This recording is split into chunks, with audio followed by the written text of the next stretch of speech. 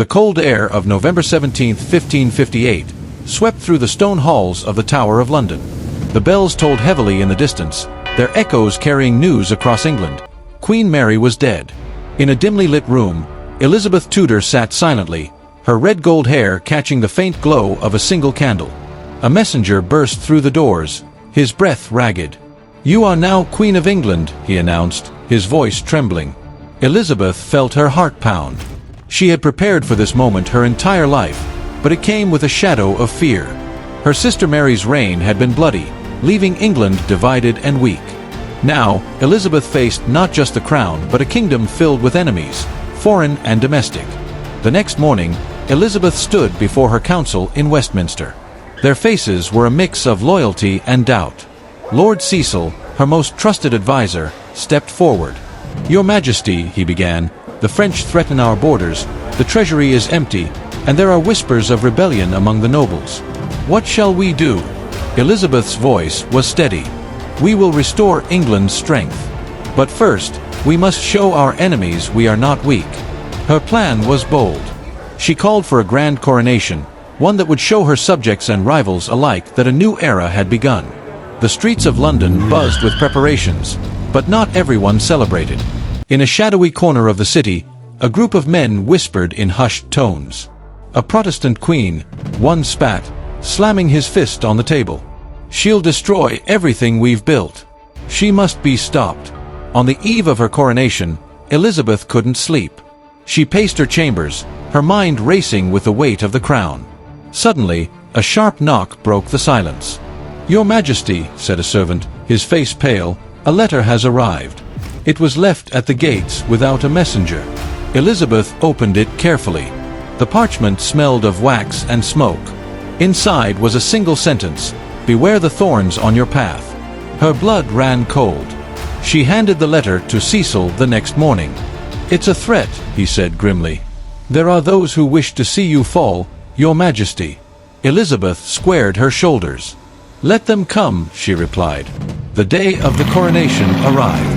The air was crisp, and the streets were packed with cheering crowds. Elizabeth rode through London in a golden carriage, her head held high. But as she entered Westminster Abbey, her sharp eyes caught something unusual, a figure cloaked in black slipping through the crowd. She didn't react, but her heart raced. Inside the Abbey, as she knelt before the Archbishop to receive her crown, the figure appeared again, this time among the noble guests. "Who is that?" she whispered to Cecil, who stood beside her. "I'll find out," he promised. As the crown was placed on her head, the figure disappeared. Elizabeth smiled for her people, but her mind burned with questions. Who was watching her? What did they want? That night, Elizabeth summoned her guards. "Search the city," she commanded. "Bring me answers." Meanwhile, she sat alone in her chamber, staring at the crown on the table before her. Her mother, Anne Boleyn, had died for this crown. Her father, Henry VIII, had torn apart a kingdom for it. Now it was hers, and it carried more danger than glory. Suddenly, a shadow moved by her window. Elizabeth froze, her hand reaching for the dagger hidden beneath her gown. "Who's there?" she demanded. She rose slowly, every step deliberate. With a swift motion, she pulled open the heavy curtains. The moonlight poured in, revealing nothing. But as she turned away, a voice whispered through the cold night air. "Your reign will be tested, Queen. Choose your allies carefully." Elizabeth's hand tightened on the dagger. She knew one thing for certain: her fight for the throne had only just begun. Elizabeth's heart raced, but she didn't flinch. She called for her guards, and they stormed the grounds, searching for the source of the voice. Yet, they found nothing. No intruder, no sign of forced entry, only the stillness of the night. Lord Cecil arrived soon after, his face pale with worry. "Your Majesty, this is no ordinary threat. Someone is testing you, probing for weakness. We must act swiftly." Elizabeth nodded, her sharp mind already piecing together a plan. "Begin with the court," she ordered. "There are traitors among us. Watch them all, who they speak to, what they say. Trust no one." The next morning, the court gathered for an audience with the new queen. The grand hall buzzed with whispered conversations, but Elizabeth's entrance silenced them all. She wore a gown of deep crimson, a deliberate reminder of the power she now held. "I am your queen," she declared, her voice ringing through the chamber. "And I will protect this kingdom with my life. Those who plot against me, beware. You will face the full force of my wrath." As her words hung in the air, Elizabeth scanned the room, her piercing gaze landing on each noble. She noted their reactions. Some bowed deeply, others shifted uncomfortably. Her enemies were here. She could feel it. Later that evening, Cecil approached Elizabeth with troubling news. "Your Majesty, during our search of the city, we found this." He handed her a small, folded note. The handwriting was elegant but unfamiliar. It read, "The crown rests on uneasy heads. Beware the serpent in your garden." Elizabeth clenched her jaw. "A serpent," she murmured. "Someone close to me." Her mind raced. Who could it be? The nobles? Her council? Even her ladies-in-waiting were not above suspicion. "Let them think I am blind," she said, her voice cold. "We will draw them into the light." That night, as the palace settled into uneasy quiet, a shadow slipped through the corridors. The figure moved swiftly, avoiding the watchful eyes of the guards. In one hand, they carried a vial of dark liquid, poison. Elizabeth, however, was prepared. She had not trusted her chambers to be safe and had moved to a different room without telling anyone but Cecil. Hidden behind a screen, she waited, her dagger gleaming faintly in the moonlight. The door creaked open. The figure entered, their steps cautious but determined. They approached the bed, but as they reached for the covers, Elizabeth sprang from the shadows. "Stop where you are," she commanded, her voice like steel. The figure froze, but only for a moment. They turned to flee, but the guards burst in, swords drawn.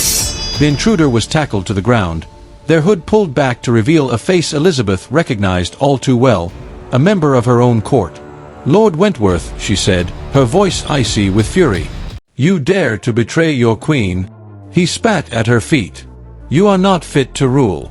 England will fall under your hand." Elizabeth's expression didn't waver. "Take him to the dungeons. We will see how long his courage lasts under questioning." The interrogation of Lord Wentworth revealed little at first. He remained silent, even as Cecil applied pressure. But then, on the third day, he broke. "There is a greater power at work," he admitted, his voice hoarse. "One that seeks to remove you from the throne, Your Majesty. But I am just a pawn. The true players remain hidden." Elizabeth leaned forward, her eyes blazing. "Who are they? Speak." Wentworth shook his head. "I do not know their names. Only that they call themselves the Order of Shadows. They are everywhere, and they will stop at nothing to see you fall." Cecil's face darkened. "This is worse than we feared, Your Majesty. If what he says is true, your enemies are more organized than we imagined." Elizabeth rose from her chair, her determination unshaken. "Then we will hunt them down. One by one, we will destroy them. England will not fall while I wear this crown." But Elizabeth knew she couldn't fight this battle alone. She summoned an unlikely ally, Francis Walsingham, a master of espionage and a man whose loyalty was to the throne, not the individuals who sat upon it. "Your Majesty," Walsingham said with a bow, "if there is a web of shadows, I will find its center. But it will require patience and cunning." Elizabeth handed him the letters and the information extracted from Wentworth. "Start with this. Follow every lead, no matter how small. And Walsingham," she added, her voice firm, "do not fail me." He nodded, disappearing into the night like a ghost. Even as Elizabeth focused on the threats within, trouble brewed across the Channel. France had not forgotten England's weakness, and spies reported that their armies were gathering near Calais. Elizabeth met with her council to discuss the looming threat. "We cannot afford war," one noble argued. "The treasury is empty." "We cannot afford to look weak," Elizabeth countered. "If France sees us falter, they will strike." She turned to Cecil. "Send envoys to Spain. If we cannot fight France alone, we will need allies." Cecil hesitated. "Your Majesty, Spain is a Catholic nation. Will they stand with a Protestant queen?" Elizabeth's lips curled into a sly smile. "They will, if the price is right. Offer them trade, land, whatever it takes to buy their loyalty for now." We will deal with the consequences later. As tensions rose, Elizabeth's court became a battlefield of whispers and secrets. Loyalties shifted, alliances were tested, and the young queen stood at the center of it all, a beacon of strength and resolve. But in the shadows, the Order of Shadows moved closer, their plans growing bolder with each passing day. And Elizabeth knew, her fight was far from over. Weeks passed, and Walsingham's network of spies spread like roots through England and beyond. Each day, scraps of information trickled in, painting a picture of the Order of Shadows, a secretive, ruthless organization pulling strings in courts across Europe. But the more they uncovered, the more questions arose. One evening, as Elizabeth dined with her council, Walsingham entered the hall unannounced. His face was pale, his expression grim. "Your Majesty," he said, bowing deeply, "there has been a breach. Someone close to us is feeding information to the Order." The room fell silent. Elizabeth's gaze swept across the faces of her council. These were men she had chosen, men she trusted, yet doubt now crept into her heart. "Who?" she demanded, her voice sharp. Walsingham hesitated. "We are still investigating, but the traitor is among us." Elizabeth rose from her seat, her presence commanding. "Seal the palace. No one enters or leaves without my permission. We will root out this snake, no matter the cost." Days turned into nights as Walsingham interrogated suspects and sifted through letters and ledgers. Finally, he found the proof he needed, a ciphered message hidden in the belongings of Lord Northumberland, a nobleman who had pledged his loyalty to Elizabeth. Northumberland was brought before the Queen in chains. His once proud face was now shadowed by fear. "You have betrayed me," Elizabeth said, her voice calm but laced with fury. "Why?" Northumberland stammered, his hands trembling. "Your Majesty, I was forced. They threatened my family. I had no choice." Elizabeth leaned forward, her eyes narrowing. "You always have a choice. And you chose treason." Cecil stepped forward. "Your Majesty, his actions cannot go unpunished. If we show leniency, others will see it as weakness." Elizabeth's gaze remained fixed on Northumberland. "You will be executed at dawn," she declared. "Let this serve as a warning to all who dare to conspire against the crown." But as the guards dragged him away, Northumberland shouted, "You think killing me will stop them? You are wrong, Your Majesty. They are everywhere." His words lingered in the air, a chilling reminder of the battle still ahead. As tensions within England simmered, word arrived from Spain. Elizabeth's envoys had successfully negotiated a tentative alliance, but the Spanish ambassador brought troubling news. "Your Majesty," he said during a private audience, "the Order of Shadows has infiltrated our court as well. They are pressuring King Philip to abandon your alliance and join France against you." Elizabeth's mind raced. If Spain turned against her, England would be cornered. She needed a way to keep King Philip loyal, but she also needed to weaken the Order's grip on Spain. "Write to King Philip," she instructed Cecil. "Offer him a personal meeting. If we can speak face to face, perhaps I can convince him to hold firm." Cecil hesitated. "Your Majesty, traveling to Spain would be dangerous. The Order would surely try to harm you." Elizabeth smiled faintly. "They will try, but they will fail." Against the advice of her council, Elizabeth prepared for the journey. She traveled in disguise, accompanied only by a small group of trusted guards and Walsingham. The journey to Spain was treacherous, with storms battering their ship and whispers of assassins following their trail. One night, as they camped near the Spanish border, an ambush struck. Arrows flew from the trees, and men in dark cloaks charged toward their camp. "Protect the Queen!" Walsingham shouted, drawing his sword. Elizabeth refused to cower. She took up a blade herself, fighting alongside her guards. Her determination inspired her men, and they pushed back the attackers. When the battle ended, Elizabeth stood tall, her gown torn and blood staining her hands.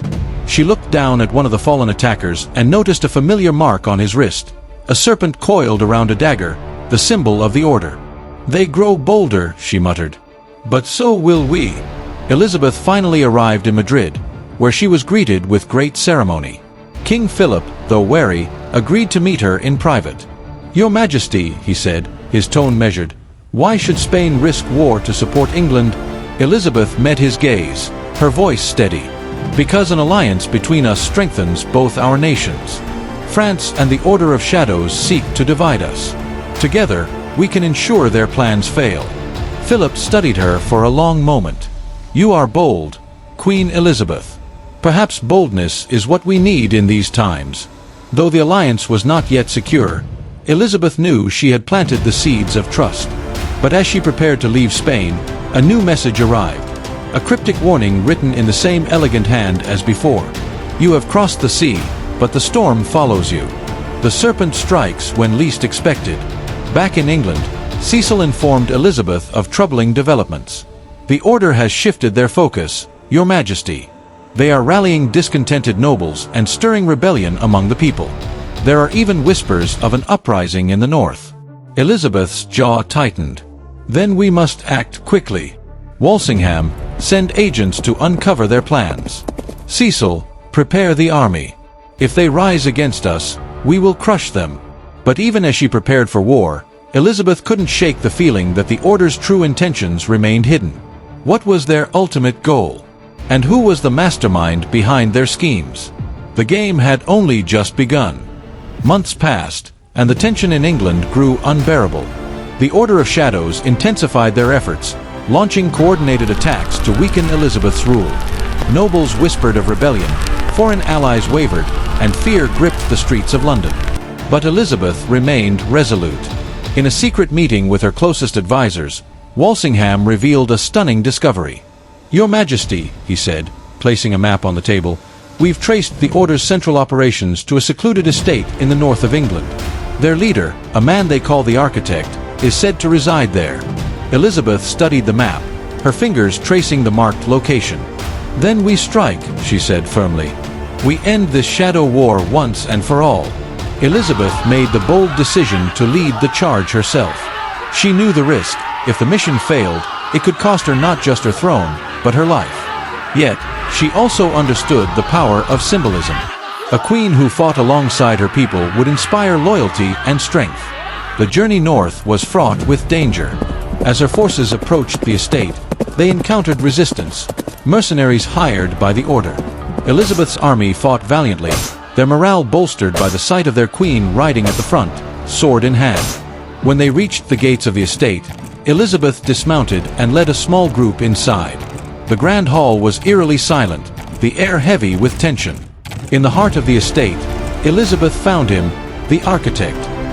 He was an older man, his sharp eyes betraying a mind that had orchestrated countless schemes. So, he said, his voice calm and measured, the Virgin Queen herself has come to face me. How fitting. Elizabeth stepped forward, her gaze unyielding. Your plans have failed. Your network is crumbling. Surrender, and I may grant you mercy. The Architect chuckled. You misunderstand, Your Majesty. This was never about England. It was about the world. You are but one piece on a larger board. As he spoke, Walsingham and the guards searched the room, uncovering documents, maps, and coded letters that revealed the Order's vast influence across Europe. You underestimated me, Elizabeth said coldly. And now, your secrets will be your undoing. But the Architect had one last trick. With a hidden signal, he summoned his remaining forces, and chaos erupted in the estate. Elizabeth fought fiercely, her blade striking down attackers as Walsingham coordinated the defense. The battle raged through the night, but by dawn, it was over. The Architect was captured, his forces defeated. As he was led away in chains, Elizabeth stood triumphant, her resolve unshaken despite the blood and ash around her. With the Order dismantled, Elizabeth turned her focus to rebuilding England. The captured documents revealed allies and traitors alike, allowing her to purge corruption from her court. She strengthened alliances with Spain and other nations, ensuring England's place on the world stage. Her people, inspired by her courage, rallied behind her, and the kingdom began to heal. Years later, as Elizabeth looked out over the Thames from her palace, she reflected on the trials she had faced. She had been tested by fire, but she had emerged stronger, her reign secured.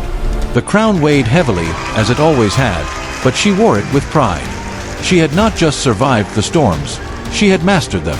And though the shadows never fully disappeared, they no longer held power over England. Queen Elizabeth I had turned the tide, proving that even in the darkest of times, a single flame could light the way. Thank you for watching. If you enjoyed this video, please subscribe to Kendry Storytelling and History for more engaging stories and historical content. Like and comment your thought on this story and share to your loved ones.